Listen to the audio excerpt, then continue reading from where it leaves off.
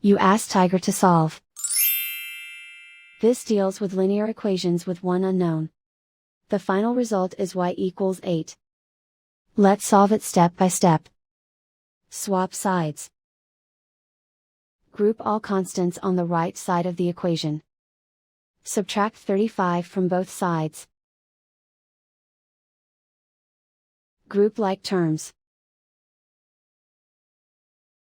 Simplify the arithmetic.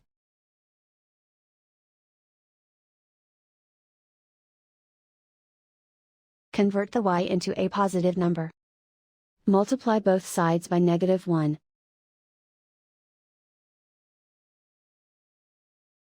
Remove the ones. Simplify the arithmetic. And so the final result is y equals 8.